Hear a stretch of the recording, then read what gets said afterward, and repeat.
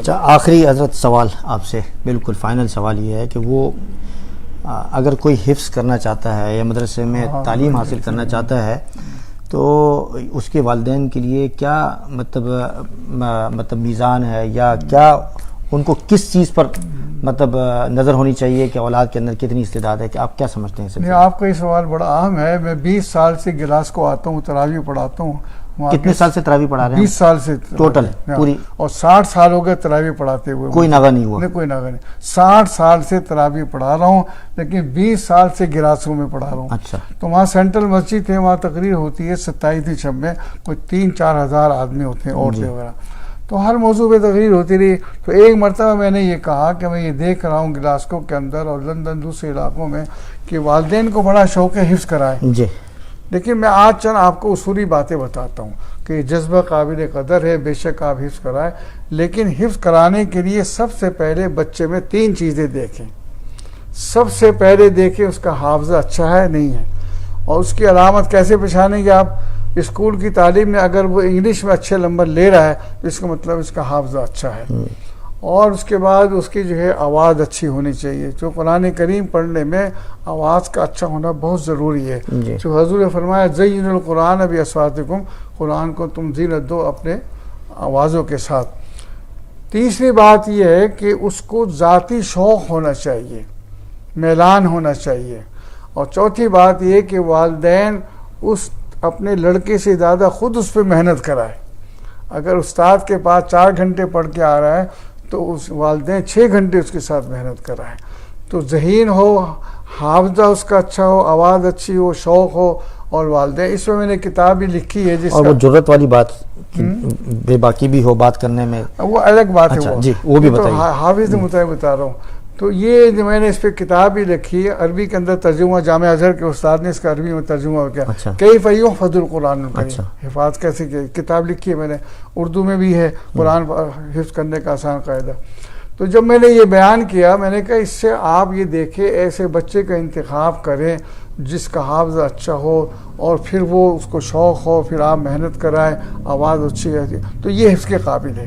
میں نے کہا حفظ کرانے کے بعد پھر اس کا جائزہ لے کہ یہ دنیاوی کام میں زیادہ دلچسپی رکھتا ہے یا یہ کہ پھر وہ عالم بنے اس کے اندر، تو اس کا جائزہ لے۔ اگر آپ دیکھتے ہیں کہ نہیں یہ حافظ کے ساتھ ساتھ عالم بھی بنے گا، تو پھر 4 چیزیں اس میں دیکھیں۔ پہلی شرط یہ ہے کہ اس کے اندر ذکاوت ہو، ذہین ہو، کہ ہر بات کو وہ صحیح طریقے پر پیش کر سکے۔ میں نے کہا آپ کیسے پہچانیں گے؟ میں نے کہا اس کے اسکول کی کاپیوں میں دیکھیں، اگر میتھ کے اندر زیادہ نمبر آتے ہیں اس کا مطلب ہے ذہین ہے، اس کو آپ لگائیں۔ دوسرے اس کے اندر پاور آف اسپیکنگ ہو، بولنے کی صلاحیت ہو۔ تیسرے یہ کہ اس کے اندر جرت ہو۔ چوتھے یہ کسی سے متاثر نہ ہو۔ اگر یہ تمام چیزیں پائی جاتی ہیں تو آپ بے شک اس کو عالم بنائیں، حافظ بنائیں، اور اس کو اللہ تعالیٰ اس کی وجہ سے آپ کو اتنی عزت دیں گے۔ اگر یہ PhD کر لے، ڈاکٹر بن جائے، اربوں کا مالک ہو جائے تو اتنی عزت نہیں ہوگی۔ اچھا حضرت بہت شکریہ، آخری میسج آپ دے دیں۔ ایک آخری بات مثال دوں کہ قرآن کریم حفظ کرنے کے اوپر اللہ تعالیٰ کیا عطا فرمائیں گے۔ آپ نے دیکھا حدیث میں موجود ہے کہ اللہ تعالیٰ ایسا تاج پہنائیں گے والدین کو کہ 14ویں رات کے چاند سے زیادہ جو ہے وہ زیادہ روشن ہوگا۔ تو حضور صلی اللہ علیہ وسلم کی ان احادیث کو جو ہے آج کل سائنسی طور پر عملاً پیش کیا جا رہا ہے۔ میں کلمانک میں جو گلاسکو سے 30 میل دور ایک شہر ہے، وہاں تراویح پڑھا رہا تھا اور رات کا 1 بج رہا تھا۔ تو ایک دم سے مجھے احساس ہوا کہ اللہ میں جو قرآن کریم سنا رہا ہوں کہ یہ اللہ کہ آپ کے یہاں قبول ہوگا نہیں ہوگا، اگر غلطی ہو رہی ہے تو قبول نہیں ہوگا۔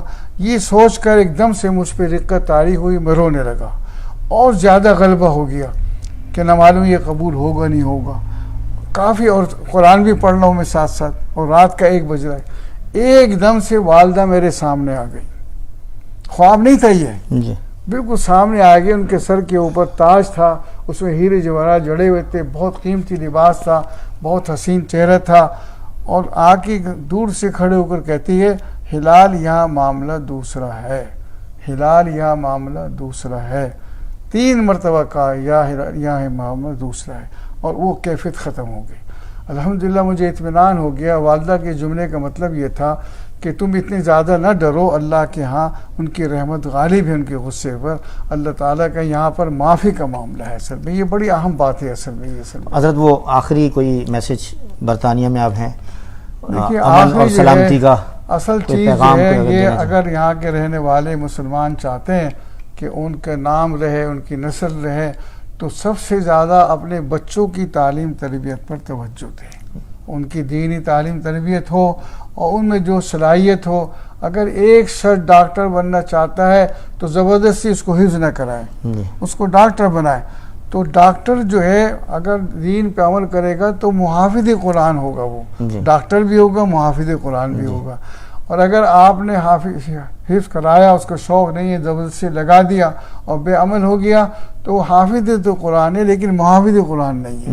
تو سب سے بڑا جو ہے میری درخواست ہے یہاں کے رہنے والوں سے کہ وہ اپنے بچوں پر خصوصی توجہ دیں۔